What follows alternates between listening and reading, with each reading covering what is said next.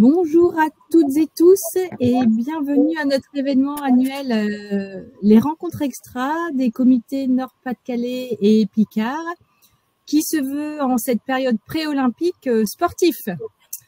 Donc je suis ravie de vous accueillir si nombreux cet après-midi. Je suis Laurie Perrault, sous-directrice en charge de la santé au travail et de la tarification à la CARSAT des Hauts-de-France et je suis animatrice du comité NATE Nord-Pas-de-Calais.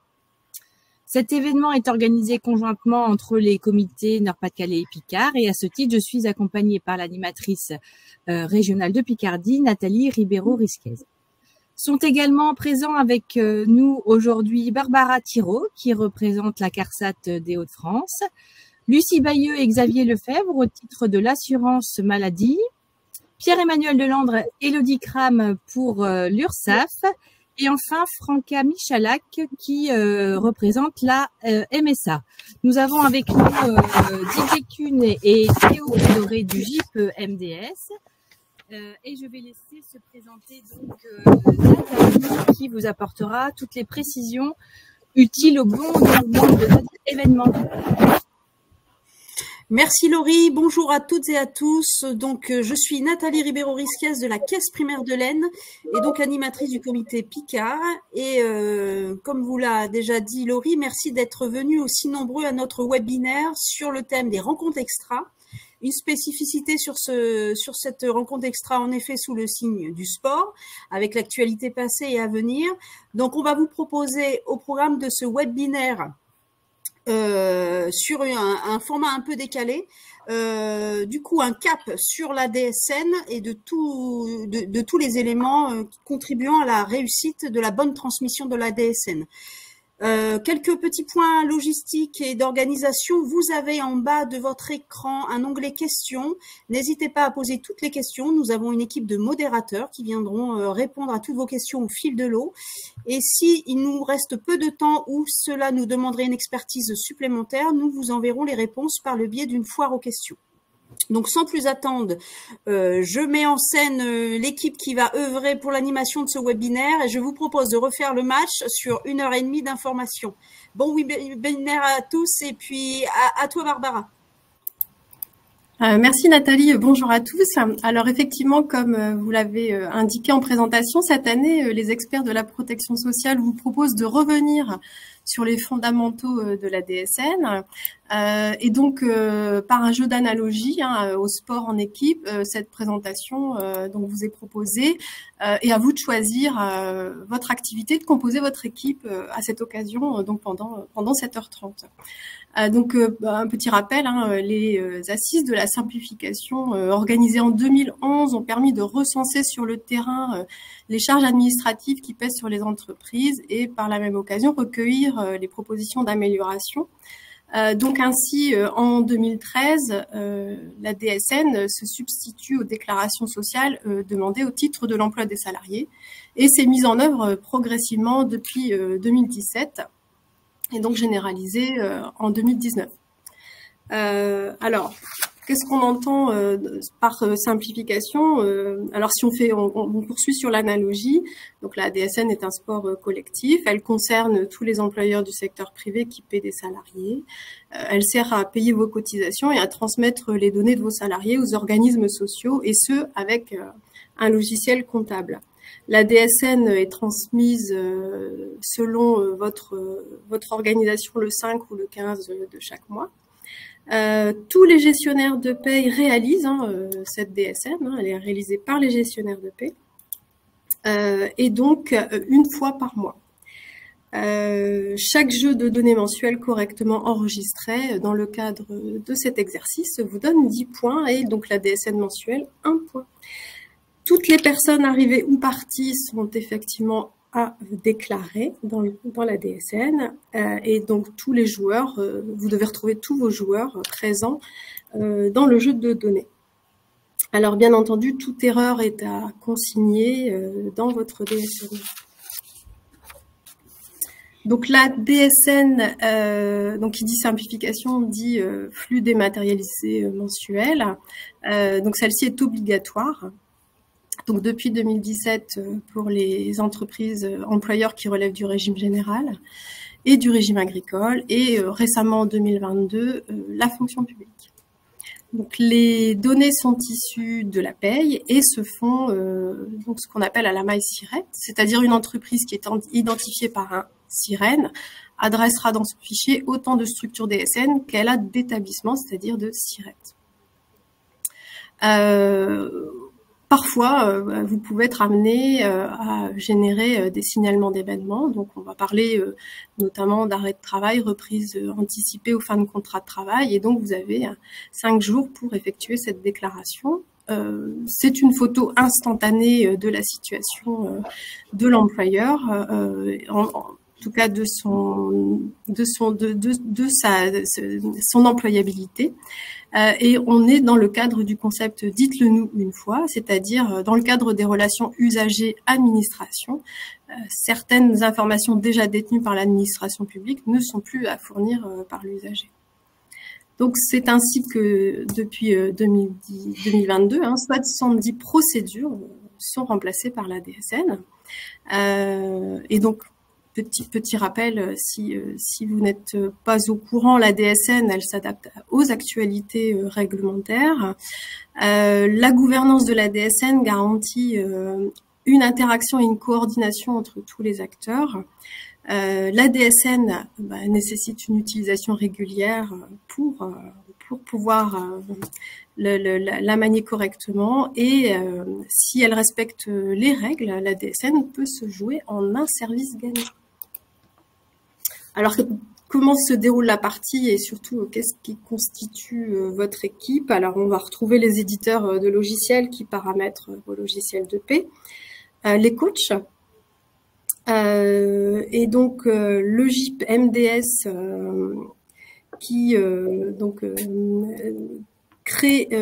été créé dans le but de mutualiser les moyens et les expertises des organismes de protection sociale. Donc, on va retrouver sous forme de ballon la DSN dans ce jeu, les buts qui sont le système DSN, et puis les organismes de protection sociale qui sont réunis aujourd'hui, qui feront office d'arbitre pour vous accompagner. Bien entendu, vous êtes vous-même en tant que déclarant les joueurs de la partie.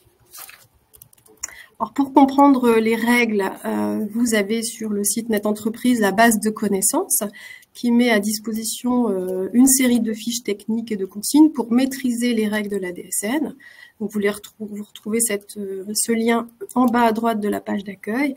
Et donc, pour bien comprendre la constitution d'une fiche, vous allez retrouver un libellé, une description, un identifiant, les contrôles opérés, la longueur de la donnée attendue, la format de données et la nature de la donnée. Donc les types de joueurs, pour les établissements qui emploient les individus, on va les nommer déclarés. Le déclarant, c'est celui qui dépose la DSN.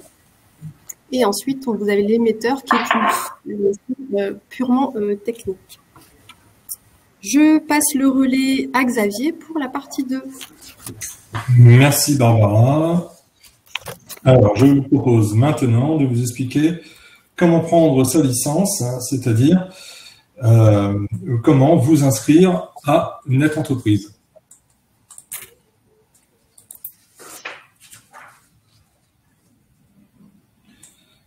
Alors, depuis la loi Pacte de 2018, le principe du mandat implicite préside la gestion de Net Entreprise. En clair, cela a permis de simplifier le processus de gestion des habilitations. Il y a alors 3 possibilités nécessitant des droits à différents niveaux. Tout d'abord, le service est directement lié à la paye et relève naturellement des mêmes acteurs que ceux opérant la paye, et donc, dans ce cas, il n'y a pas d'habilitation spécifique requise. Ensuite, le service est lié à la paye, mais peut être opéré par d'autres acteurs que celui en charge de la paye, et de la DSN, pardon. Donc, dans ce cas, il ne requiert pas d'habilitation spécifique, sauf si de nouveaux SIRET hors DSN sont concernés. Et donc, le troisième cas de figure est lorsque le service requiert une habilitation particulière. On va voir cela juste après. Alors, tout d'abord, on va vous demander de vérifier auprès de votre club, si possible, si vous avez déjà des coéquipiers. Si c'est le cas, cela va faciliter le process d'habilitation parce que vos collègues vont alors avoir la possibilité de vous ajouter en tant que joueur pour pouvoir déclarer rapidement. Si aucun joueur n'est inscrit, dans ce cas, il faudra aller dans la page d'accueil, dans la rubrique « S'inscrire », puis saisir vos données et vous pourrez sélectionner le service DSN pour pouvoir faire votre déclaration. Le président recevra un courrier qui va l'informer de votre démarche et vous pourrez ensuite effectuer vos déclarations au maximum sous 8 jours. S'il y a déjà un capitaine, c'est-à-dire quand il y a déjà celui qu'on nomme administrateur dans le dispositif DSN, tous les capitaines qui s'inscriront ensuite devront faire activer leur inscription en demandant soit par courrier électronique à un capitaine déjà inscrit d'activer cette inscription, soit en saisissant la clé d'activation qui aura été donnée au président par courrier postal.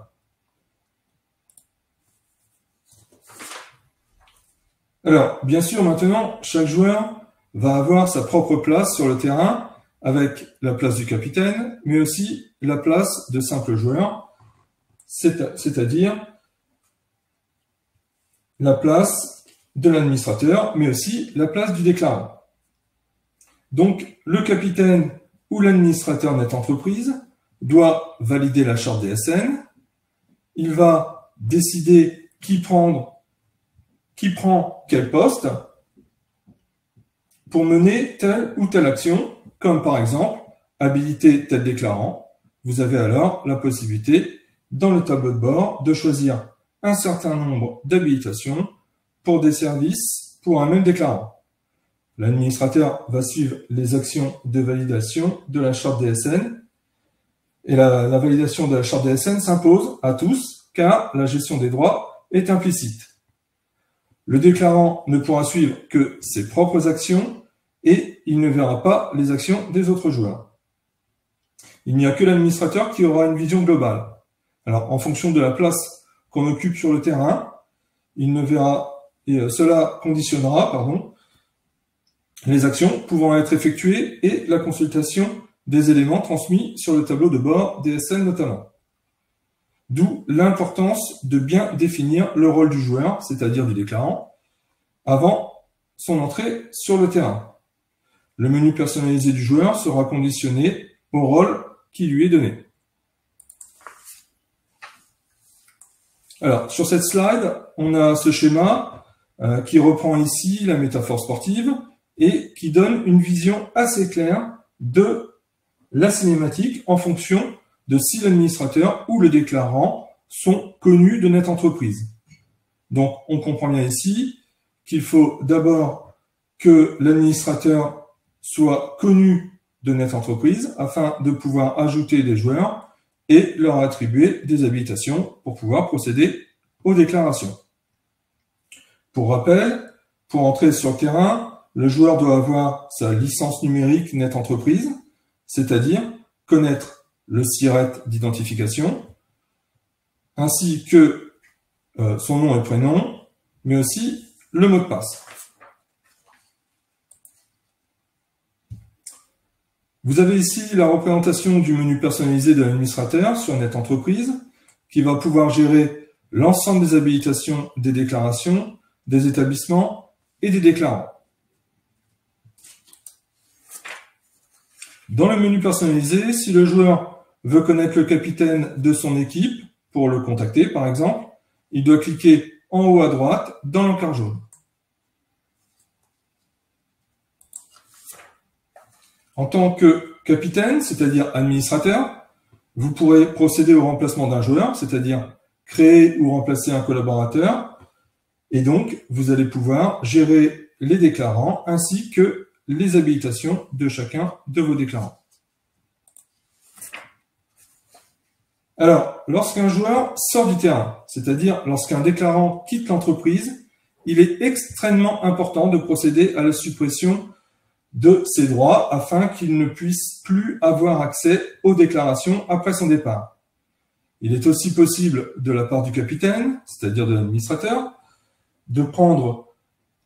d'effectuer un remplacement, c'est-à-dire de transférer les droits du joueur qui quitte le terrain à un autre joueur ou déclarant.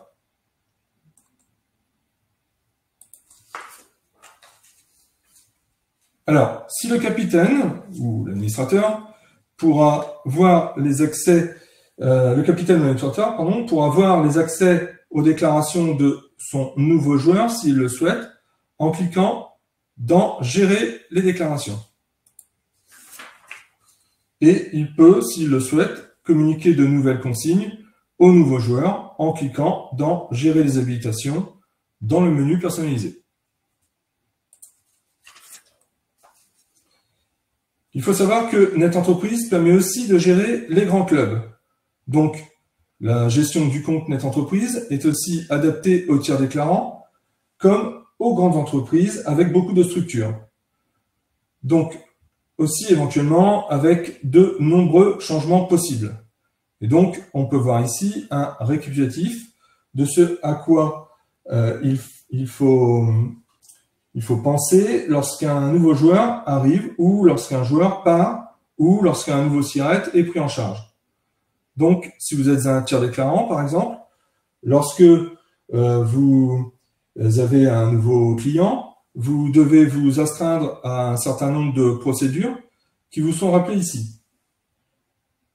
Donc, vous avez un nouveau joueur, eh bien, on vous redit quelle action va-t-il falloir effectuer, quel va être son périmètre déclaratif, s'il s'agit du remplacement d'un collaborateur, comme on vient de le voir. Si vous devez gérer le départ d'un joueur, avez-vous pensé à bloquer les accès? Avez-vous pensé à transférer les habilitations au nouveau joueur? Et avez-vous enregistré les historiques? Si vous êtes un tiers déclarant et que vous avez un nouveau client, se demandez quelles déclarations seront transmises, par quel déclarant, et dois-je ajouter d'autres SIRET. Donc ici, cette infographie vous rappelle toutes les questions que vous devez vous poser dans le cadre de l'arrivée d'un nouveau déclarant, de la sortie et de l'ajout d'un nouveau SIRET. Voilà, je vais maintenant repasser le ballon à Barbara qui va vous parler de la vérification de l'équipement.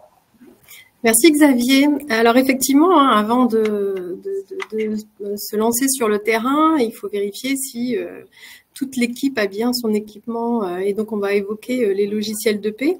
Alors pour une parfaite émission de la DSN, les éditeurs s'engagent à signer la charte et à fournir un logiciel conforme, compatible, qui pourra traduire les données figurant sur le bulletin de paix. Et donc tous les équipements sont capables de produire une DSN selon la version de norme en vigueur et donc adaptée à la structure et à son organisation ainsi qu'aux personnes qui la composent. Donc il est nécessaire pour une équipe d'envisager comment effectivement ces équipements s'intègrent dans son organisation et sa gestion de paix, puisque les organisations sont propres à chaque entreprise et vous retrouvez toutes ces spécificités sur NetEntreprise. Donc certains équipements effectivement seront adaptés pour des clubs comportant de nombreux joueurs, alors que d'autres seront orientés tels que les TPE-PME vers des plus petits clubs. Donc, de même, si vous avez une population spécifique de joueurs, il faut prendre en compte effectivement également leur talent. Excusez-moi, je n'ai pas passé la slide dans les temps. Alors, être bien dans ses baskets et garder le cap. Donc, quels sont les éléments à considérer pour checker son équipement? Alors, il faut déjà faire les contrôles réalisés par le logiciel. Donc, vous avez plusieurs outils de contrôle de cohérence qui vous permettent de vérifier certains éléments avant la transmission du fichier notamment. Donc, ce sont des tests que vous pouvez effectuer en amont. Et donc, on va appeler ici les contrôles pré-match. En aval, vous pouvez également faire des vérifications afin de savoir si l'intégralité des équipements affiche les conseils et corrections reçus, comment ces fichiers ont été intégrés et est-ce qu'ils seront facilement exploitables par la suite, une fois qu'ils seront transmis. Alors les fonctionnalités mises en place, au-delà du match mensuel, est-ce que l'équipement permet de réaliser ces signalements? Et si l'intégralité des équipements pratique un archivage des données de compétition, est-ce qu'il permet de corriger facilement les compétitions antérieures? Et est-ce qu'il permet de visualiser les compétitions antérieures et à quelle temporalité? Alors, quelles sont les évolutions qui sont mises en place par l'équipementier? Alors, à quel rythme est-ce que l'équipementier met à disposition les nouvelles règles du jeu? Donc, effectivement, il faut prendre en compte les paramètres de mise à jour qui sont mis à disposition. Vous avez d'ailleurs des tableaux de bord, des paramétrages d'outils et comptes rendus métiers qui sont disponibles sur NetEntreprise.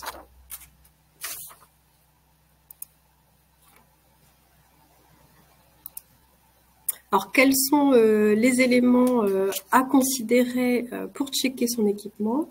Alors, il faut bien entendu identifier les potentielles formations dispensées par l'équipementier. Donc, quel accompagnement est fourni au préalable? Comment sont reprises les données des compétitions antérieures? Et durant la compétition, quel lien on fait avec l'équipementier pour continuer à faire évoluer le matériel? Est-ce qu'il existe un club utilisateur mis en place? Et est-ce que des phases de test sont organisées? Donc, toutes ces vérifications permettent de s'assurer que l'équipement utilisé simplifie les déclarations DSN et que les services sont bien fournis à cette fin. Élodie, Lucie, la balle est dans votre camp.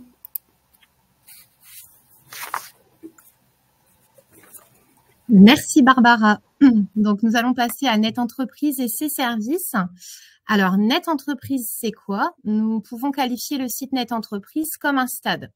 Il regroupe en un lieu unique l'ensemble des services déclaratifs et met à disposition des clubs des équipements avant le match, permettant à tous les joueurs de remplir leurs obligations, transmettre des données de qualité pour gagner le match. Alors, depuis le portail NetEntreprise, vous aurez la possibilité d'effectuer différentes déclarations pour divers organismes. Parmi elles, la déclaration sociale nominative, exigible au 5 ou 15 de chaque mois, la déclaration des revenus de remplacement, PASSRO, qui depuis début 2023 peut être déclarée en DSN, et différentes déclarations telles que la déclaration accident de travail à destination de la CARSAT et bien d'autres encore comme vous pouvez le visualiser à l'écran. Alors, pour performer pendant le match, NetEntreprise nous facilite l'exercice en mettant à disposition des clubs des équipements de paramétrage et de contrôle tels que des fiches de paramétrage afin de faciliter la mise en place de nouvelles réformes normes en matière de cotisation sociale, l'accès à Topaz afin d'obtenir le taux du prélèvement à la source lors de l'arrivée d'un nouveau joueur dans l'équipe. Alors, il faut savoir qu'une fermeture de ce service est prévue fin 2024, mais il sera remplacé par un autre service. Nous y reviendrons plus tard dans la présentation. Encore d'autres outils comme le contrôle SIRET et bien d'autres encore comme vous pouvez le voir à l'écran. Alors, sachez qu'en cas de difficulté sur le site NetEntreprise, un MOOC formation est accessible en bas de la page d'accueil du site netentreprise.fr. Il vous fournira un grand nombre d'informations sous forme de tutoriels et de vidéos. Alors, des équipements de paiement sont également à disposition des clubs. Le télépaiement sur NetEntreprise. Il est notamment utilisé pour le paiement des cotisations des caisses de prévoyance. Le module mandat vous permettant d'ajouter, de modifier et de supprimer vos informations bancaires, vos mandats. Et enfin, le paiement via Cotizen qui vous permettra de payer vos cotisations de retraite complémentaires à chez Carco. Je vous rappelle que le paiement dans la DSN s'effectue via le paramétrage du bloc 20, versement organisme de protection sociale.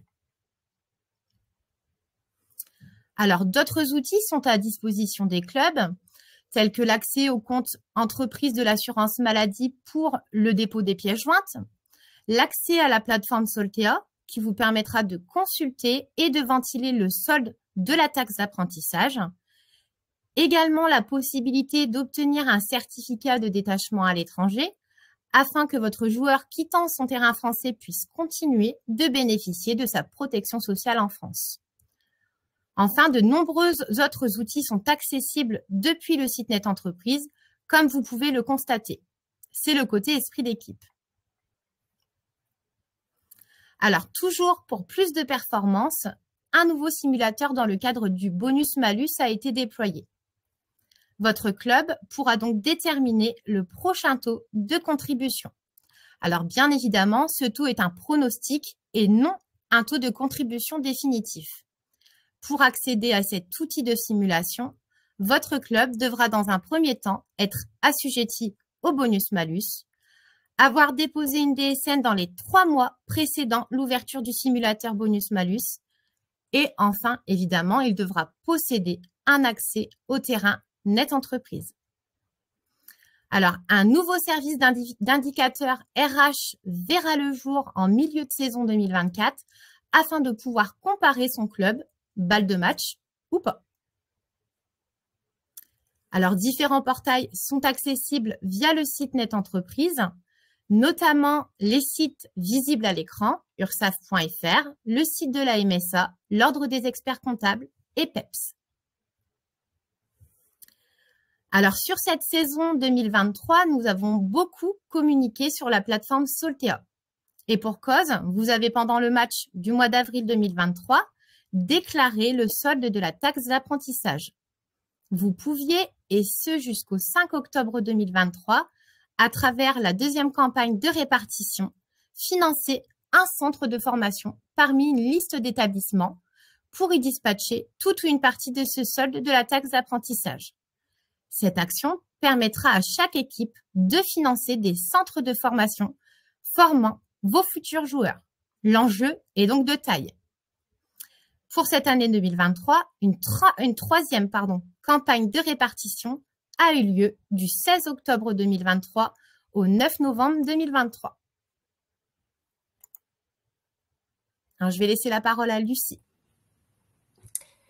Oui, alors la nouveauté donc 2023 pour l'assurance maladie, c'est bien sûr donc le compte entreprise qui donc est un nouveau téléservice donc qui est sécurisé et centralisé et qui permet donc la transmission des pièces justificatives donc nécessaires au traitement des indemnités journalières de vos salariés et également des périodes de fractionnement pour les nouveaux arrêts congé paternité. Donc, le service vous permet de télécharger des pièces jointes et d'envoyer donc les dossiers aux caisses primaires d'assurance maladie. Alors, au niveau des prérequis pour l'utilisation de ce téléservice, donc il faut être habilité à 2 services, donc qui sont les suivants, le compte entreprise et également l'attestation de salaire. Alors, pour y accéder, il faut donc se rendre sur Net Entreprise dans la pastille compte entreprise et cliquez donc sur l'icône « Déposer vos justificatifs d'indemnité journalière ». Donc, à l'issue, vous entrez dans le téléservice et donc, en quelques clics, vous devez saisir l'identification de votre salarié avec son numéro de sécurité sociale. Il faudra donc définir l'absence de votre salarié, cocher le motif de création de la demande, télécharger donc vos pièces justificatives. Vous avez également une zone de commentaires qui est disponible pour indiquer tout commentaire qui serait nécessaire à la prise en charge de votre demande. Et donc, vous avez la possibilité soit de sauvegarder le dossier et d'y revenir plus tard, ou soit d'envoyer directement le dossier de demande de pièces justificatives. Je te repasse la main, Élodie. Merci, Lucie. Alors, enfin, et pour finir sur cette thématique, nous allons évoquer la fiabilisation des données. Donc, celle-ci, elle repose sur 2 périmètres. Le périmètre collectif qui se traduit par la conception de la norme DSN, également par la mise en place des contrôles de la norme à l'émission de votre déclaration sociale nominative et de la bonne vérification du respect de la norme dans votre logiciel de paye. Le deuxième périmètre est le périmètre organisme qui met en place différents contrôles métiers à la suite de votre dépôt DSN. Nous menons également des campagnes de fiabilisation afin de vous alerter et vous préciser les corrections nécessaires attendues. Rappelons que tout le monde est concerné par la fiabilisation des données. Alors, je vais laisser la main à Pierre-Emmanuel pour la suite.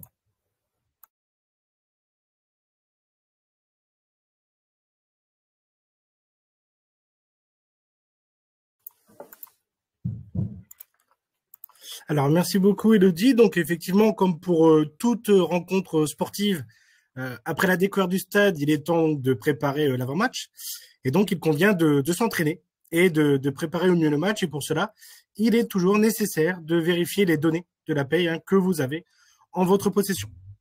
Nous allons donc retrouver plusieurs types de données. Les données identifiantes, à savoir les données relatives à l'établissement, qui seront visibles en DSN sous le bloc 6 entreprise et le bloc 11 établissement. Les données d'identité relatives aux individus, qui seront quant à elles visibles en DSN sous les blocs 30 individus et 40, qui comportent les caractéristiques du contrat de travail, mais également les données dites financières, à savoir la maille agrégée, qui concernent donc l'équipe, l'établissement, l'ensemble des individus qui sont rattachés à un établissement et notamment des données présentes dans le bloc 22 bordereaux de cotisation due et 23 cotisation agrégée de la déclaration sociale nominative. Et puis nous avons les données quant à elles nominatives, donc rattachées à un individu, comme le bloc 50, le bloc versement individu, 78 bases assujetties ou 80 cotisations individuelles par exemple. Alors, pour vérifier et préparer au mieux le match, plusieurs outils sont à votre disposition dans le stade, comme vous l'a présenté bien évidemment ma collègue Élodie précédemment. Alors, premièrement, contrôlez le SIRET à l'aide du service DSN Contrôle SIRET qui vous permettra d'identifier les SIRET non reconnus dans le système DSN et de faire un signalement auprès de l'URSSAF si besoin. Deuxièmement, vérifiez la bonne qualité des numéros de sécurité sociale déclarés en DSN et notamment à travers le bilan d'identification des salariés qui vous alerte en cas de discordance entre le numéro de sécurité sociale alimenté en DSN et le numéro de sécurité sociale connu du Système national des gestions des identifiants, le SNGI. En cas de discordance et ou de salariés non connus, il conviendra de se rapprocher donc de votre salarié afin de vérifier les informations d'identification et, si besoin, l'inviter à se rapprocher de la caisse primaire d'assurance maladie pour régulariser l'information. Et puis pour terminer, contrôlez les fichiers à l'aide des outils suivants. Le DSN Val qui va vous permettre de contrôler, de fiabiliser les fichiers en amont du dépôt. Attention, les contrôles vont porter uniquement sur le format, la structure du fichier en lien avec le cahier technique que vous pouvez retrouver sur NetEntreprise. Cela n'empêche pas la présence d'anomalies sur la cohérence des données déclarées qui seront signalées à travers les contrôles du métier transmis par les organismes de protection sociale après dépôt de votre déclaration sociale nominative. Ensuite, vous avez l'outil DSN FPOC qui vous permet de contrôler les données véhiculées en DSN concernant le paramétrage des organismes complémentaires. Vous avez les tableaux de nomenclature qui reprend l'intégralité des informations telles que le cahier technique de la DSN selon la norme en vigueur, les tableaux de nomenclature DSN avec la possibilité d'être alerté lorsqu'une table est mise à jour, et puis et surtout le tableau de bord DSN sur NetEntreprise sur lequel j'insiste sur l'importance de le consulter après chaque dépôt de DSN ou de signalement d'événement pour prendre connaissance des différents comptes rendus métiers propres à chaque organisme des protections sociales. Ce qu'il faut bien retenir, c'est qu'une DSN peut être acceptée conforme au point de dépôt net entreprise, mais peut faire l'objet d'anomalies signalées par les organismes de protection sociale après réception des données déclarées. Et donc, qui dit anomalie, nécessiteront une correction, mais ce point-là sera abordé après le match. Alors, maintenant que nous nous sommes bien entraînés, c'est l'heure du match. Eh bien, le match va se découper en plusieurs parties, notamment l'échauffement à travers le signalement d'amorçage des données variables qui sera abordé à la slide suivante et qui viendra remplacer Topaz dans le cadre de la récupération des taux de prélèvement à la source. Et puis, il va y avoir le temps officiel, le match, pour lequel ça va correspondre au dépôt de votre déclaration sociale nominative au 5 ou au 15 du mois suivant, qui va reprendre naturellement les données présentes sur le bulletin de paye, mais également les 3 types de signalement d'événements à tout moment, l'arrêt de travail à destination des caisses primaires d'assurance maladie ou de la MSA, la reprise suite à arrêt de travail, et également les fins de contrat uniques à destination de Pôle emploi, de la DARES à des fins statistiques et les organismes complémentaires.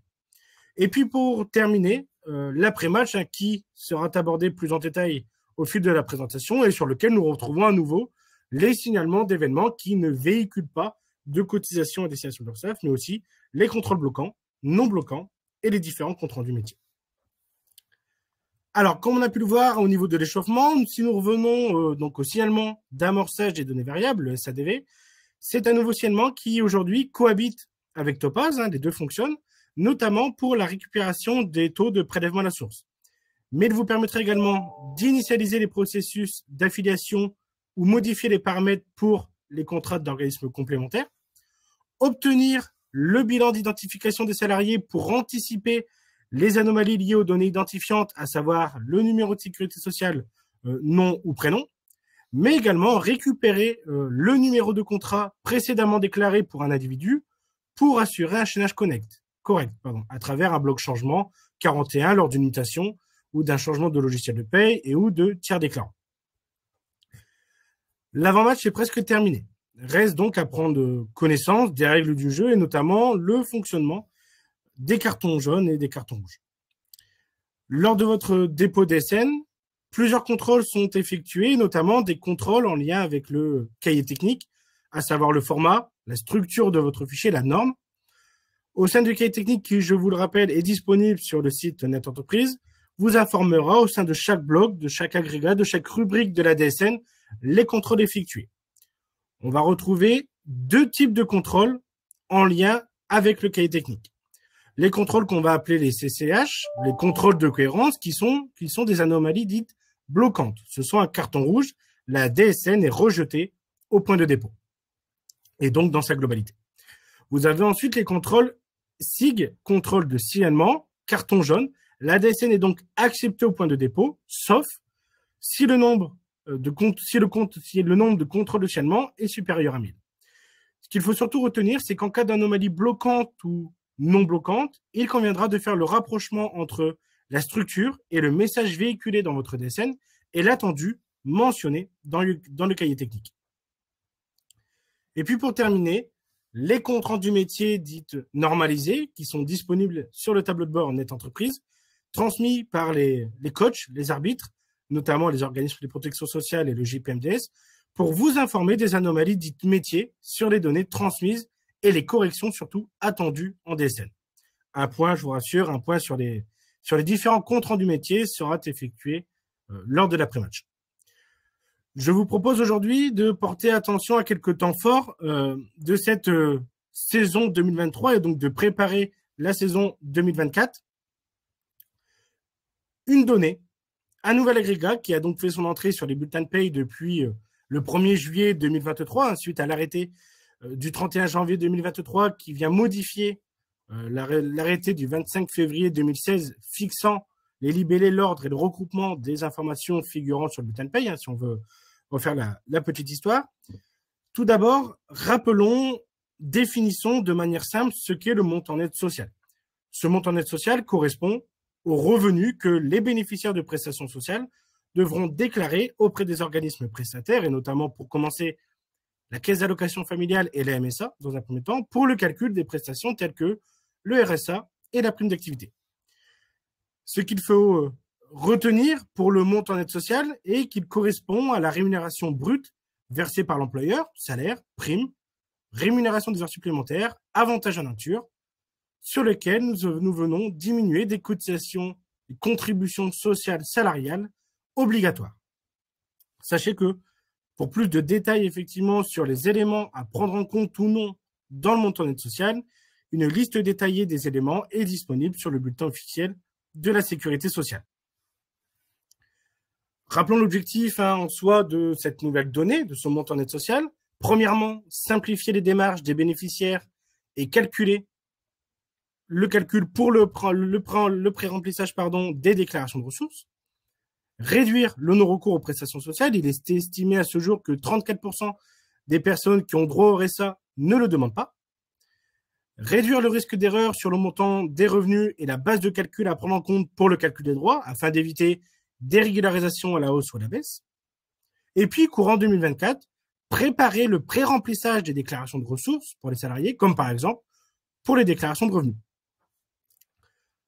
Pour rappel, ce montant net social est attendu sur les fiches de paye depuis juillet 2023 pour les employeurs du secteur privé et pour le 4e trimestre 2023 pour le secteur public, avec la possibilité de déclarer dès 2023 le montant net social en DSN dans le bloc 51, le bloc autrement dit rémunération. Par contre, en 2024, ce montant net social, cette donnée sera à déclarer sous le bloc 58 qui correspond aux éléments de revenus calculés en net. Vous pouvez bien évidemment consulter les fiches consignes net entreprise afin de prendre connaissance du paramétrage attendu en DSN et dont j'insiste sur l'importance de faire la mise à jour de votre logiciel de paye pour être à la norme 2024 dès la première exigibilité au 5 au 15 février 2024. Et puis, pour terminer sur ce montant net social, je tiens à rappeler que ce nouvel agrégat, ce montant qui peut, en cas d'anomalie déclarative, avoir un impact conséquent sur le calcul des droits pour vos salariés. Et donc, ce montant net social fera bien évidemment l'objet de contrôle de cohérence par l'URSSAF afin de s'assurer de la bonne qualité donc de la donnée qui est déclarée en DSN. Ce qu'il faut retenir, c'est que ce montant net social servant de base de calcul des prestations sociales, il est important de véhiculer en DSN une donnée de qualité et donc chacun d'entre nous, les joueurs, les arbitres, les coachs, ont un rôle à jouer dans la fiabilisation des données.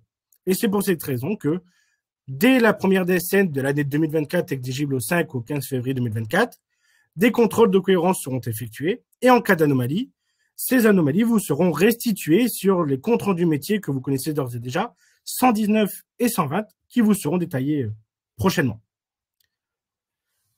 Également à savoir, ce montant net social sera restitué courant 2024 sur le portail mesdroitssociaux.gouv.fr, portail qui, pour qui je le rappelle, est destiné à vos salariés, leur permettant de vérifier les données déclarées par leurs employeurs au titre de leur personne.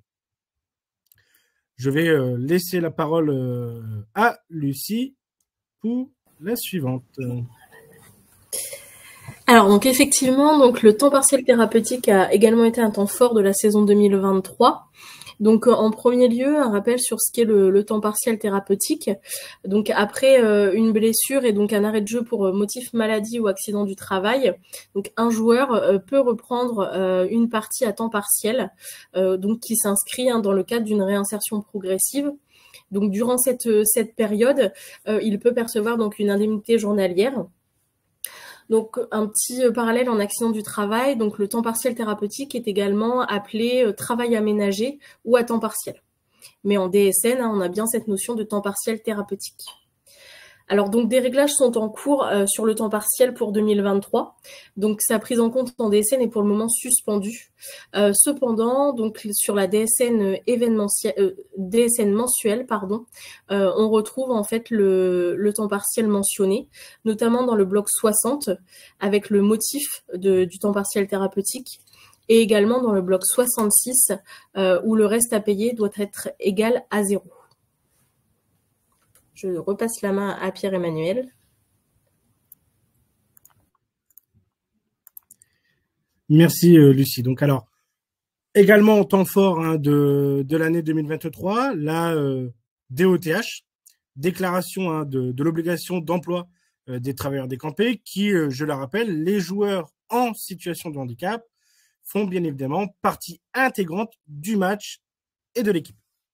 Alors, cette déclaration qui, je le rappelle, vous concerne les équipes, les entreprises, tout établissement confondu, ayant un effectif de 20 joueurs et plus et qui ne respectent pas l'obligation d'emploi de travailleurs handicapés d'au moins 6% de l'effectif moyen annuel au ETH.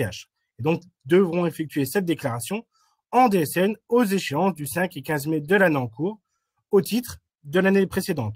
Prenons un exemple, la DOTH 2022 était à déclarer aux échéances du 5 et 15 mai 2023.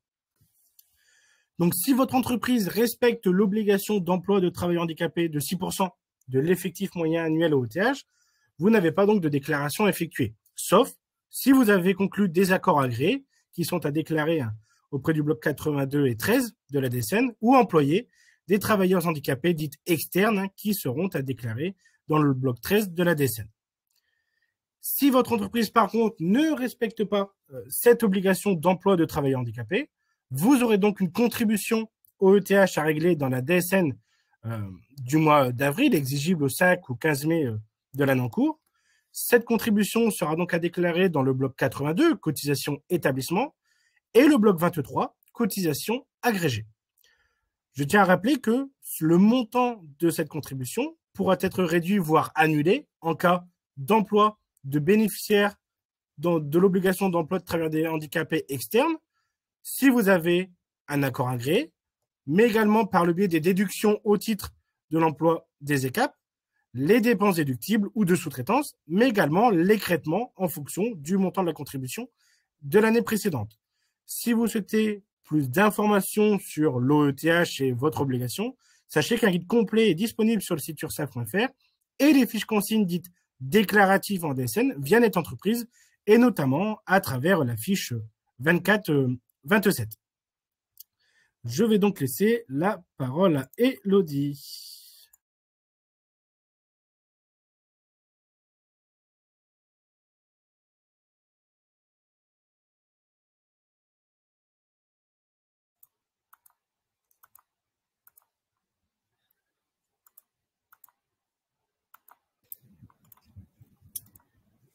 Élodie, je ne sais pas si... Oui, c'est bon. Le micro est coupé, oui. C'est bon, vous m'entendez? Oui, c'est bon. Alors, merci. La réception des comptes rendus métiers. Alors, dans ces comptes rendus métiers, différentes fautes vont vous être remontées. Les fautes identifiantes, donc celles-ci sont liées aux données de l'individu et touchent principalement les blocs contrats, appelés dans la DSN les blocs 40. Également, les blocs individus, donc qu'on appelle bloc 30, que vous pouvez retrouver bien évidemment dans le cahier technique de la DSN accessible depuis le site Net Entreprise. Alors, afin de corriger ces fautes identifiantes, il sera nécessaire d'effectuer un bloc changement de type 31 ou 41 en fonction de la faute remontée dans le compte rendu métier. Alors, ce bloc changement, il permettra de faire le lien entre l'ancien et le nouveau poste du joueur. Pour les autres fautes, les clubs auront le choix entre deux méthodes. La méthode annuler-remplace qui permettra aux équipes d'annuler les bases initialement déclarées en les déclarant correctement ou en différentiel en augmentant ou diminuant l'assiette initialement déclarée. Alors maintenant, voyons comment faire pour visualiser les fautes. Alors, simplement, depuis votre tableau de bord Net Entreprise, vous accédez à un tableau récapitulatif des différents dépôts de vos DSN. À l'aide de la loupe, vous pourrez visualiser l'état de votre dépôt DSN. Conforme sans anomalie, vous avez gagné le match. Conforme avec des anomalies à corriger, dans ce cas, carton jaune, il conviendra de corriger les fautes et effectuer un nouveau dépôt, annuler remplace, avant l'exigibilité, ou, s'il intervient après l'exigibilité, effectuer des blocs de régularisation lors du match suivant. Alors, parmi ces cartons jaunes, voici différents types de contrôles existants. Le bilan d'identification des salariés, le BIS, permet le contrôle de l'identité des individus contenus dans votre DSN. Le bilan des contrôles interdéclaration, le CID, lui permet de signaler au déclarant la non-satisfaction d'un des contrôles. Et pour finir, sur les contrôles, les comptes rendus métiers, les différents organismes de protection sociale signalent aux déclarants des incohérences entre les données individuelles, les données agrégées et également une discordance entre les données individuelles et les données agrégées. Ou votre déclaration DSN est rejetée, dans ce cas carton rouge, et donc un nouveau dépôt DSN est nécessaire en corrigeant les anomalies bloquantes. Alors, les différents comptes rendus métiers émis par les organismes de protection sociale sont depuis janvier 2023 à la norme NEORES, la norme d'échange optimisé des retours sociaux, qui désigne les flux des organismes destinataires des données DSN vers les déclarants. Alors, la normalisation des retours vise à poursuivre l'effort de simplification et de rationalisation de la DSN en proposant aux déclarants en un unique format leur retour. 2 objectifs, des comptes rendus avec une structuration et un propos clair et une norme NEORES permettant une facilitation de la prise en compte des retours et des corrections proposées. Le but est de permettre aux déclarants une correction facilitée des écarts constatés par les organismes à réception des données DSN. Alors, parmi ces comptes rendus, le compte rendu 118, le compte rendu métier effectif, depuis 2018, la déclaration des effectifs annuels n'est plus obligatoire en DSN, mais ces informations calculées par l'URSSAF et la MSA à partir des données véhiculées en DSN, notamment via le bloc contrat, le bloc 40, doivent être portées à la connaissance des déclarants en raison des impacts en cas des franchissements de seuil et de leur utilisation dans le cadre d'autres dispositifs tels que l'obligation d'emploi des travailleurs handicapés, l'OETH, ou la contribution supplémentaire à l'apprentissage. Les CRM effectifs ont été mis en place en février 2022. Ils permettent de remonter sur le tableau de bord DSN, en plus de leur affichage sur le compte cotisant URSSAF ou MSA, les effectifs calculés par nos services. Alors, parlons maintenant des comptes rendus métiers appelés 119-120 qui sont déployés depuis février 2023. Alors, le compte rendu 119 vous permet la transmission en cas d'anomalie 4 heures après votre dépôt DSN, un compte rendu listant vos anomalies et vous proposant surtout une aide à la correction, afin donc de vous permettre de corriger avant l'exigibilité en dépôt annulaire en place votre déclaration sociale nominative. L'objectif, c'est de déposer une DSN de qualité pour gagner le match. Concernant le compte rendu métier 120, donc celui-ci il est produit à J+5 post-match en cas d'anomalie. Il conviendra alors d'effectuer des blocs de régularisation ou des blocs changements qui seront à produire lors du prochain match. Concernant le compte rendu métier 121, identité, celui-ci a été mis en place en juin 2023. Le compte rendu métier identité vient compléter le bilan d'identification des salariés afin de fiabiliser les données individuelles. Ce compte rendu métier est émis uniquement lors de la détection d'une anomalie sur un des joueurs, à contrario du bilan d'identification du salarié. Alors, il contrôle les écarts entre les individus présents dans la feuille de match et les infos remontant du système national des gestions des identifiants. Il faut savoir que ce système permet l'ouverture et le calcul des différentes prestations sociales telles que le droit aux APL, à la retraite et bien d'autres encore. Alors, pour finir sur les comptes rendus métiers, le compte rendu métier bonus-malus qui précise le taux de modulation applicable aux cotisations de l'assurance chômage et depuis septembre 2023, en plus du taux modulé, apparaît un taux bonus-malus spécifique à la caisse de congés payés, quel que soit le club concerné par la modulation 2023. Un nouveau service vous permettra de télécharger un fichier remontant la liste de séparation.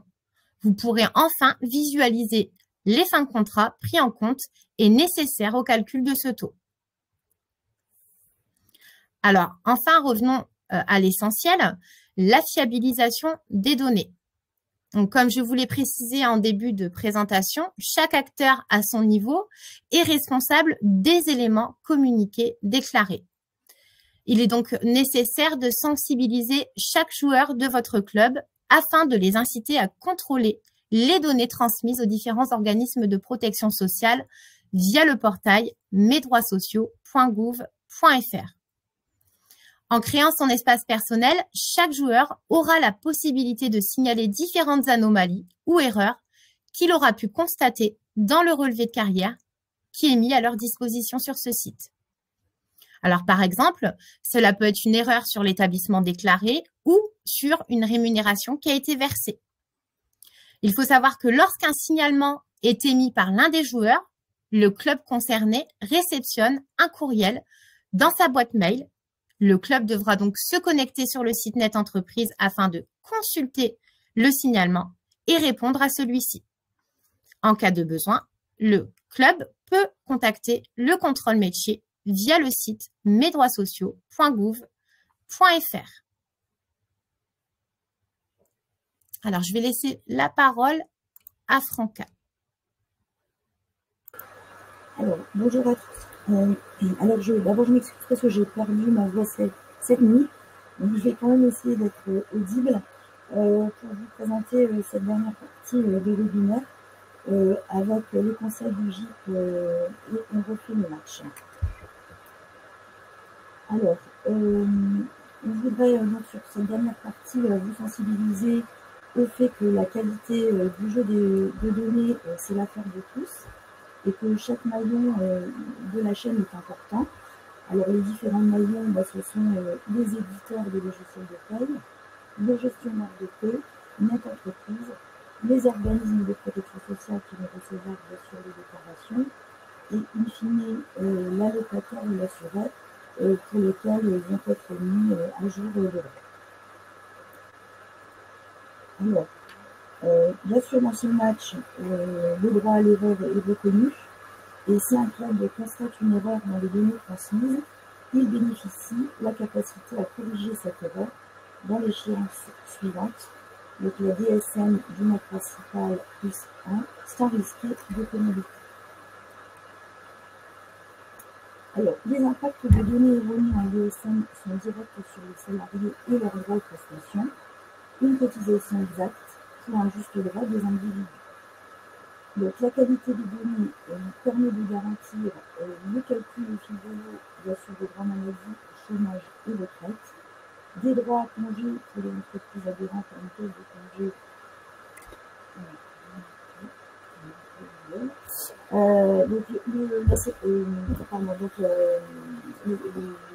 La qualité des données permet de garantir, je disais, le droit de congé pour notamment les caisses, BTP, transport, manutention portuaire. Il permet la certification des démarches de citoyens pour les prestations de solidarité, la gestion du prélèvement à la source, le recouvrement des cotisations, l'appui aux aides aux entreprises, le suivi du dispositif des politiques publiques et la mise à jour des statistiques publiques.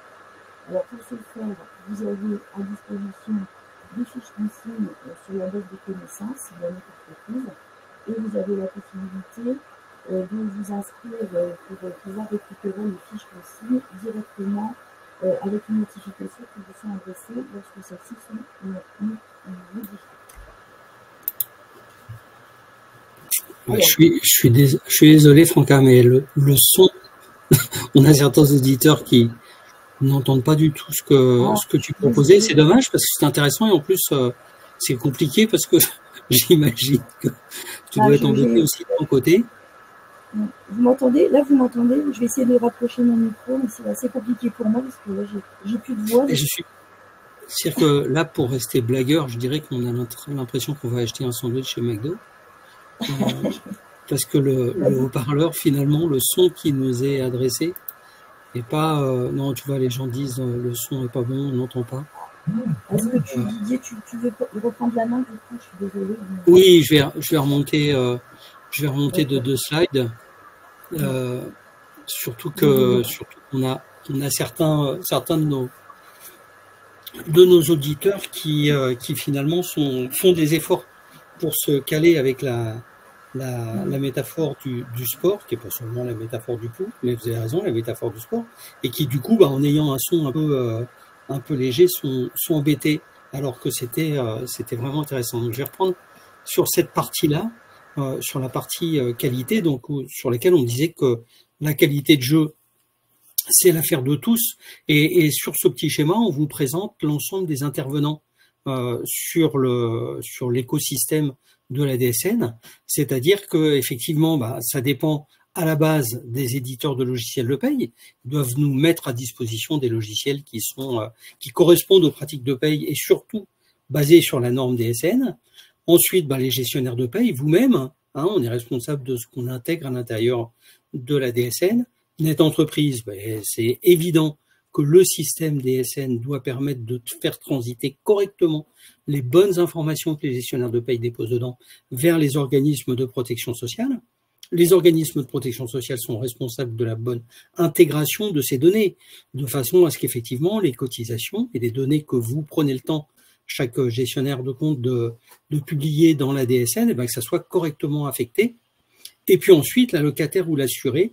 Tout à l'heure, on vous a parlé de mesdroitssociaux.gouv, le portail destiné à chacun des individus. Ça permet à un allocataire ou un assuré de vérifier, et d'une, ses droits, et de deux, que ce qui a été déclaré dans la DSN correspond exactement à la réalité qu'il vit tous les jours. Alors, quand on est sur un système qui est dématérialisé, on a quand même tendance à être inquiet à l'idée de ne pas savoir exactement ce qui a été transmis, et puis en se disant, ce que j'ai balancé dans le système, peut-être que c'est pas exactement correct. Qu'est-ce qui va se passer derrière? Ce qui se passe derrière, c'est que la loi qu'on appelle la loi dite OUPS, elle reconnaît le droit à l'erreur. Elle précise que quand vous avez fait une erreur ou qu'il y a un écart, c'est pas forcément vous les responsables, qu'il y a un écart entre ce qui est attendu et ce qui est publié, ça peut être corrigé dans l'échéance suivante. Là, en l'occurrence de la DSN, le mois suivant. Ça peut être corrigé sans pénalité et de façon le plus simple possible. Alors bien évidemment, vous me direz, comme tout le monde, que le fait de pas trop s'embêter à faire des corrections, à savoir si une correction, un changement, ainsi de suite, le mieux à faire, c'est d'avoir des données dès le départ bonnes. Et là, on reprend ces éléments, parce que finalement, les données que vous publiez, qui sont envoyées, elles impactent directement les droits et des agents, des salariés, les droits à prestations qui sont versés. Donc on résume ça en mettant une cotisation exacte pour un juste droit des individus, mais en précisant que chaque maillon participe à cette qualité globale qui est nécessaire. Et même l'ensemble des chiffres que vous publiez ont une importance. Et du coup, par exemple, on calcule au fil de l'eau les droits maladie, chômage retraite, les droits congés, pour les caisses de congés spécifiques, le transport ou la manutention portuaire, pour ceux qui y sont affectés. Et puis, ça ouvre pour les citoyens une facilitation de remplissage de tous les documents qui sont demandés. Parce qu'en attendant la solidarité à la source qui va arriver, en attendant cette solidarité à la source, c'est encore à la main de chacun des individus de remplir les documents. Et plus on va pouvoir lui fournir des informations et des chiffres qui sont directement transposables dans ces documents, mieux on va leur faciliter la vie. La gestion du prélèvement à la source, j'ai vu qu'il y avait des questions qui étaient posées dessus.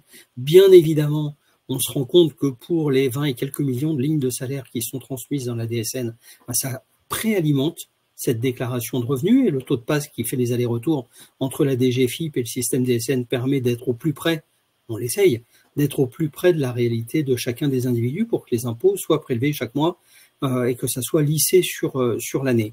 Les opérations de recouvrement de cotisation, l'URSSAF ou autres, bien évidemment, c'est cette fameuse notion d'une cotisation exacte. L'appui aux aides aux entreprises, certains employeurs ont des droits à des aides en fonction du nombre de salariés, de la typologie de ces salaires, de ces salariés, et puis des emplois, de ces salariés, et puis peut-être même pour certains de la région dans lesquelles ils sont installés. Le suivi des politiques publiques et puis des statistiques. On est quand même passé de statistiques qui dataient au niveau de l'INSEE d'un peu plus de 2 ans à des statistiques qui peuvent se baser sur des chiffres qui ont été publiés dans les 3 derniers mois. Donc on peut avoir une idée beaucoup plus précise et beaucoup plus actuelle c'est une notion qui plaît bien à la DGFiPS, à la contemporanéité des données, et on peut l'avoir avec la DSN. Tout ça, toutes ces règles-là, tous ces éléments-là, vous les trouvez à l'intérieur de la base de connaissances avec des fiches techniques, avec, on vous en a parlé tout à l'heure, la table des nomenclatures, avec chacun des organismes qui vous proposent des modes d'emploi simplifiés, spécialisés sur ce que eux attendent et comment vous aider à les remplir, parce que finalement, quand on disait que tout le monde était responsable de la qualité, en réalité aussi, on ne peut bien faire des déclarations et on ne peut être au plus près de la qualité que si on a les bonnes infos dès le départ et qu'on sait ce qui est attendu. Alors, dans On refait le match, 3 éléments vraiment importants. Le SIRET, il est capital pour toutes les équipes. Il est indispensable d'avoir un SIRET. Il faut qu'on puisse identifier l'employeur. Alors, il faut qu'il y ait un SIRET qui a été créé auprès de l'INPI. Vous savez maintenant que c'est l'INPI qui gère cette attribution des SIRET. Avec une petite précision, il n'y aura pas possibilité de faire de DSN sur net entreprise s'il n'y a pas eu de DPAE. Vous savez, la déclaration préalable à l'embauche. En gros, on ne peut faire une DSN que quand on a un salarié. Et puis, on ne doit pas surtout transférer, en cas de transfert entre 2 SIRET, on ne doit surtout pas fermer le SIRET initial tant que le nouveau n'a pas été activé et que les droits et surtout l'antériorité n'a pas été mise. On vous met le service DSN contrôle, DSN de contrôle SIRET qui vous permet de vérifier si le SIRET sur lequel vous vous apprêtez à faire les DSN maintenant est correctement inscrit comme employeur et surtout activé. Alors, le SIRET est capital, mais l'autre élément qui est absolument indispensable, c'est le NIR. Le NIR pour identifier les individus. On a besoin de savoir à qui les droits vont être versés. Alors, tant qu'il s'agit de cotisations, effectivement, vous allez les payer, les cotisations. Mais normalement, les cotisations, elles ouvrent des droits. Ces droits-là, pour être versés, que ça soit l'assurance maladie, que ça soit l'assurance chômage, on ne veut pas se gourer. On a besoin d'être sûr que la personne qui va les recevoir est la bonne. Et pour ça, on a besoin d'un NIR. Aujourd'hui, normalement, dans les heures qui suivent une naissance, le NIR est attribué parce qu'on se retrouve, pour toutes les naissances en France, on se retrouve avec tous les jeunes, un système d'identification maintenant qui permet de suivre les individus de leur premier jour d'activité jusqu'au jour du décès. Mais même si on a encore des droits sur le NIR des parents, quand on est enfant, ça n'empêche pas qu'on a ce NIR qui a déjà été mis. Maintenant, on est dans des situations dans lesquelles il n'y a pas le NIR, soit des travailleurs étrangers, soit des gens qui étaient dans des situations qui étaient particulières. Pour ça, on peut remplacer pendant un certain temps le NIR par un NIA qui est fourni effectivement par la CEPAM du joueur en attendant d'avoir le NIR étant la certification du NIA. Ou alors, vous pouvez au niveau de l'entreprise créer un NTT, ce qu'on appelle un numéro technique temporaire, mais qui est un format bien particulier. On demande le code sexe, le SIRAN et ensuite un numéro de matricule qui doit être unique et pérenne parce que ça va nous permettre d'enregistrer les données pour le salarié et à partir du moment où on aura une identification certifiée pour lui, on pourra faire un chaînage. On va chaîner par les SIRET, on va aussi chaîner par les NIR et du coup ça va permettre cette fameuse volonté que l'on a de suivre un individu, je vous le disais tout à l'heure, de son premier jour d'activité jusqu'au jour de son décès. Comment on utilise cette jonction entre les deux? Eh bien, dans la même DSN, le jour où vous avez connaissance du NIR, dans la même DSN, vous mettez soit le NIA ou le NTT que vous avez utilisé jusque-là pour cette personne et le NIR. Et nous, derrière, on va faire le boulot et on va mettre en lien les informations et toutes les cotisations, tout ce qui était en attente, qui a été précompté, qui a été versé, on va les attribuer à la bonne personne parce que finalement, ce sont des droits et que c'est pas de l'argent qui est mis en l'air. Je compte sur mes collègues pour reprendre la main quand c'était à eux de refaire, parce que sinon, comme je suis bavard, vous risquez d'avoir à me supporter jusqu'à la fin de la présentation. Troisième élément, je vous disais tout à l'heure, on a besoin d'un NIR, on a besoin d'un SIRET, mais on a aussi besoin d'un numéro de contrat. Dans le cadre de la fonction publique, c'est un peu particulière parce que la notion de contrat n'existe pas, c'est le lien entre l'administration et l'agent. Mais par contre, là où ça devient absolument indispensable, c'est que on a dans le régime public des quotités de travail. Alors on peut en avoir aussi dans certains types de contrats du régime général, mais c'est beaucoup plus commun dans la fonction publique. Donc on a besoin que cette notion de contrat et les notions des quotités de temps de travail, les modalités d'exercice du temps de travail à l'intérieur de la DSN soient correctement paramétrées. Ça a l'air relativement complexe quand on n'est pas concerné. je sais bien que tous ceux d'entre vous qui sont concernés par ces éléments-là, vous les connaissez déjà très bien, vous savez les manipuler. Maintenant, il fait effectivement, dans certains cas, qu'on vous aide à bien paramétrer les logiciels de façon à ce que vous puissiez les attribuer. Mais on prenait toujours sur cette métaphore du sport. Hein. Si vous avez un remplaçant qui était censé participer qu'à une partie du match et que sur le compte-rendu du match, vous mettez qu'il a joué tout le long, c'est pas exactement la même chose. S'il a joué 90 minutes ou 15, c'est pas pareil. Donc on a vraiment besoin de savoir, même si la durée du match ou de la compétition était fixée pour tout le monde, on a besoin de savoir pour ce joueur particulier quel exactement était son temps de présence et son temps d'activité pour que les droits qui sont calculés soient bons. Donc on a par exemple des valorisations, temps plein, temps partiel, temps alterné pour le personnel navigant de l'aéronautique civile, le temps partiel de droit pour enfants et puis bien entendu les salariés qui sont non concernés, sachant que ça va impacter les droits d'assurance chômage ou d'assurance maladie. La quotité du contrat, ça nous renseigne nous, toujours en reprenant cette métaphore du sport.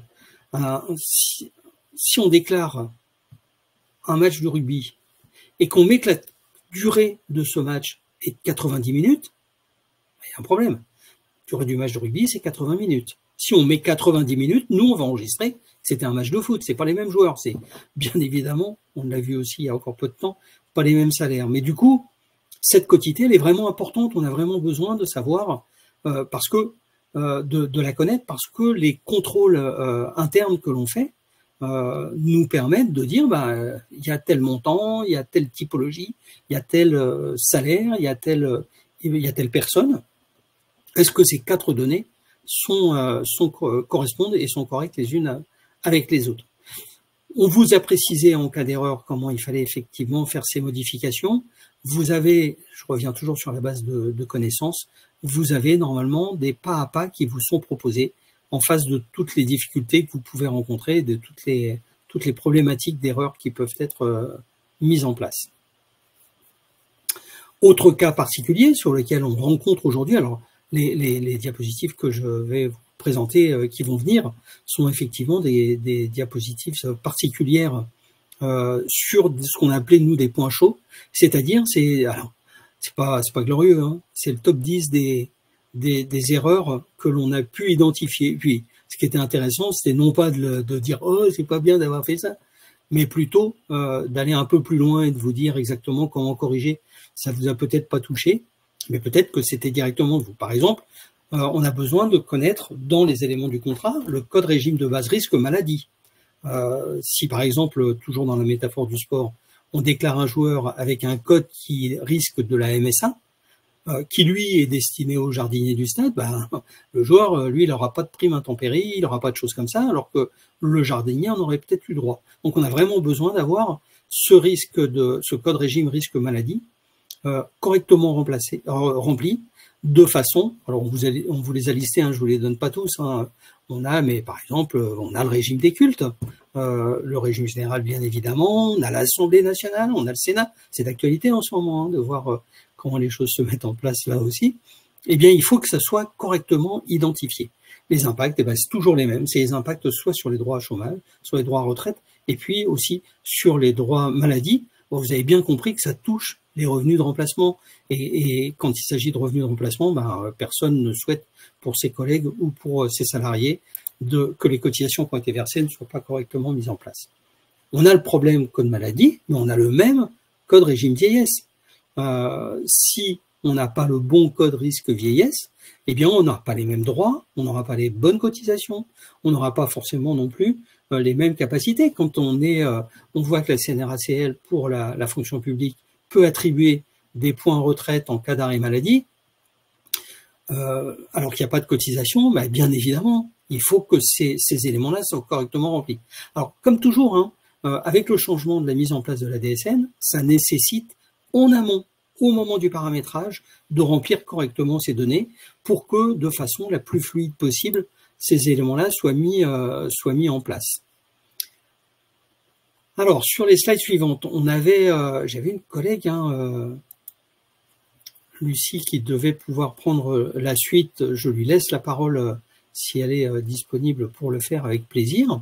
Sinon, je continue sur le même rythme. Bon, eh bien, je continue. Je suis désolé pour vous, hein, ça va être encore moins. On est toujours donc dans ces notions spécifiques et ces particularités des contrats. On doit faire les déclarations du temps de jeu additionnel. Par feuille de match, dans les règles de jeu, on a décidé qu'une partie se déroulait sur tant de temps. Ben non, ça dure plus. Ou c'est différent. Et aujourd'hui, on rencontre des problèmes particuliers avec les heures supplémentaires et les heures supplémentaires structurelles aléatoires. Ce nombre d'heures qui est décrit, se retrouve effectivement dans le calcul des droits et dans ce qui est donné. Alors, on a les heures supplémentaires structurelles. Les heures supplémentaires structurelles, c'est des heures qui sont comprises à la base dans le contrat. On peut très bien définir qu'il va y avoir un contrat de 32 heures. Alors, les chiffres sont complètement aléatoires, hein, c'est juste moi qui invente. On va avoir un contrat de 32 heures, alors qu'en réalité, la durée de travail qui était initialement prévue était de 35. Dans les heures, si on fait 32 heures, on est payé temps plein. Si on fait 33, 34 ou 35 heures, on a 32 heures plus 3 heures supplémentaires structurelles. Elles sont comprises, à la limite, dans le contrat, dans cette fameuse quantité de travail du contrat. On a les heures supplémentaires tout court. Les heures supplémentaires, elles sont par définition aléatoires. D'un mois à l'autre, on peut avoir plus d'heures, on fait plus d'heures que ce qui était prévu dans le contrat.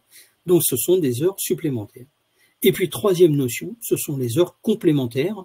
Et les heures complémentaires, elles ne viennent que dans les contrats à temps partiel.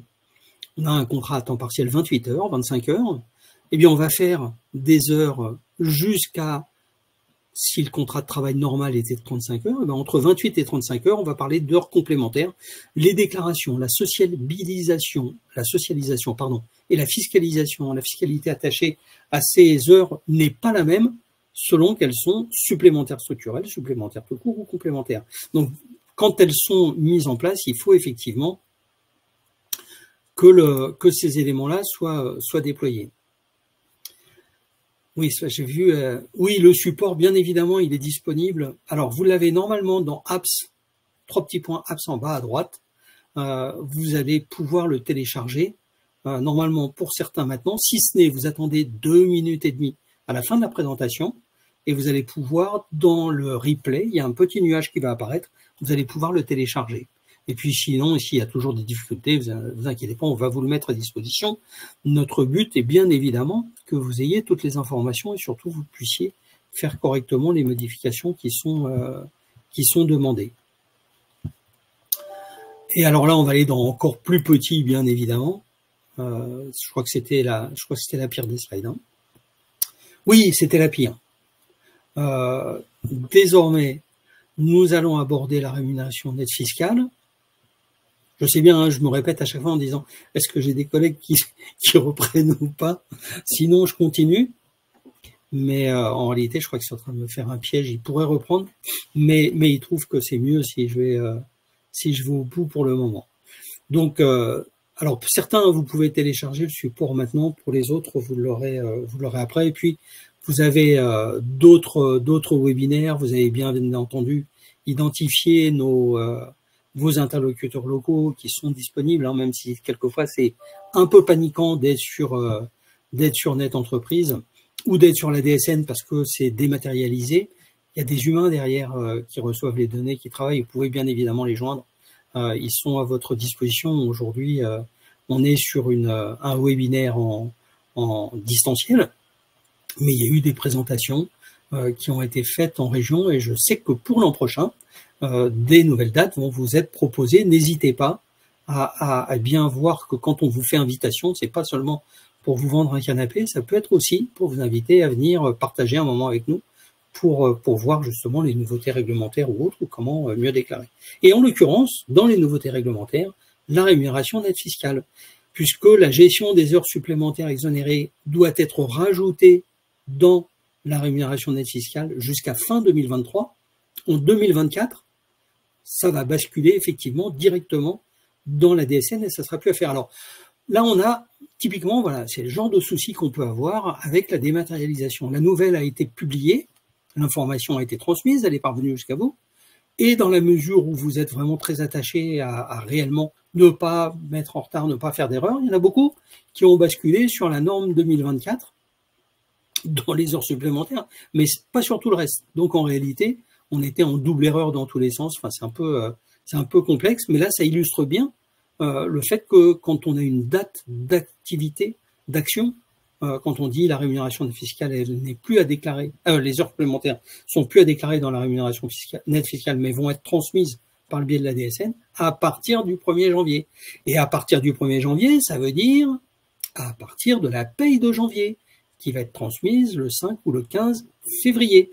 Donc ça n'est pas à changer le 5 janvier sur les payes de décembre. Ça ne s'applique toujours pas. Mais ces échéances-là, bien évidemment, on est encore un peu dans des périodes un peu de stress pour ce suivi de la DSN chez beaucoup de déclarants. Et du coup, quand une nouveauté arrive, on essaye de au plus vite la mettre en place pour pas être surpris. Et puis dernier point sur cette notion spécifique de contrat, on a la différence entre le montant de rémunération brute déplafonnée et le montant de base assujettie. Certains mois, en fonction des revenus qui sont versés, il y a une prime, il n'y a pas de prime, il peut y avoir une variation, un écart entre ces deux montants. Le montant de rémunération brute déplafonnée et puis le montant de base assujettie. Le montant de base assujettie sert aux cotisations.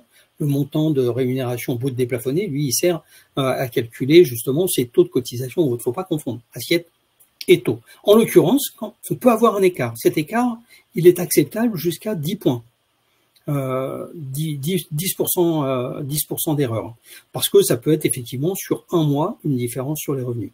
Au-delà, on estime que c'est un problème soit de paramétrage, soit un problème de gestion de logiciel. Et à ce moment-là, on vous alerte de façon à ce que vous puissiez, avoir la bonne information parce que on va avoir une surcotisation, du coup, des sous-versements d'indemnités, les IGSS, les indemnités chômage ou autres. Et vous savez bien qu'à partir du moment où les choses sont enclenchées, les corrections à apporter, soit par le biais de blocs corrections, soit des blocs changements, il en faut autant que de périodes concernées, c'est-à-dire autant que de mois concernés. Alors plus vite on a une information sur une erreur qui est mise en place, moins on a de corrections à apporter. Mais comme je vous le disais avant, bien évidemment, on cherche au maximum à avoir une bonne information tout de suite mise à disposition pour pas avoir à la corriger après. Là, je pense que soit Laurie, soit Nathalie peuvent reprendre la main pour faire la présentation des actions de l'an prochain et de ce qui est mis à disposition. Oui, merci Didier. Je ne sais pas, Nathalie, si tu reprends la main ou si j'y vais.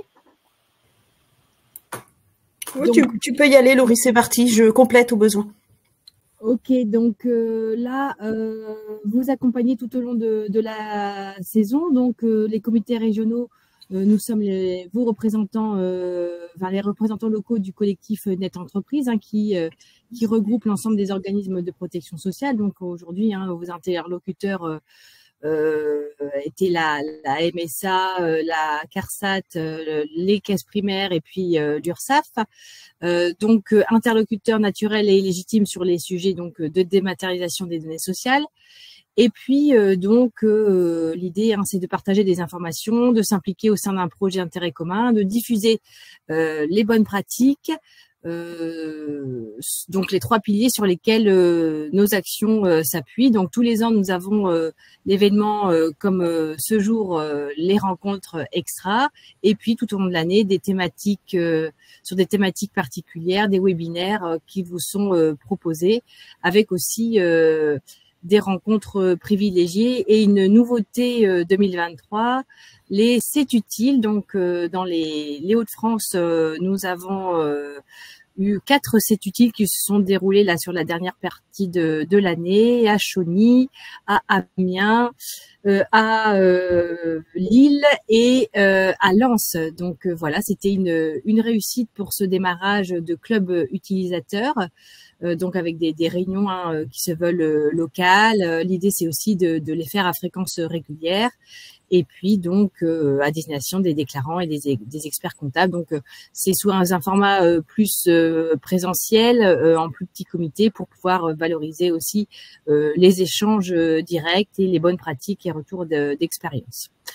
Donc voilà un peu ce qu'on pouvait vous dire sur cette dernière slide. Donc j'en profite pour remercier Didier qui a pris un peu au pied levé là la dernière partie, l'ensemble des intervenants. Donc on est désolé là pour le petit moment où on a eu un petit souci de son.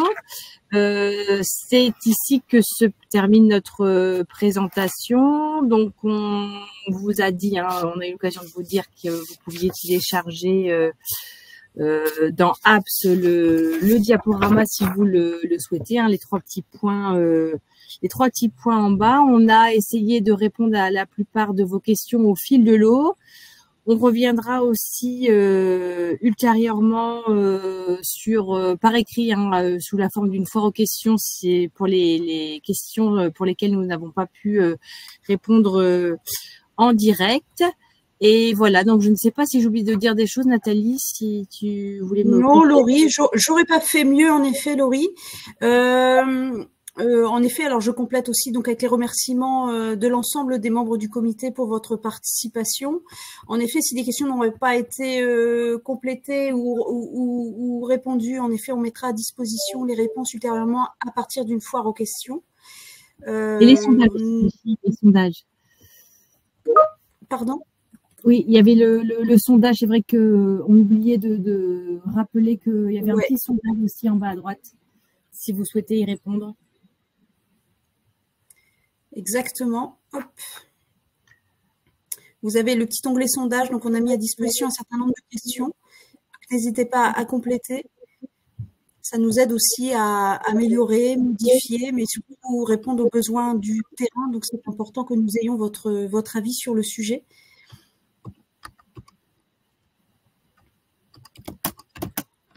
On vous laisse encore quelques minutes, le temps de compléter si vous avez encore le temps. On vous en remercie.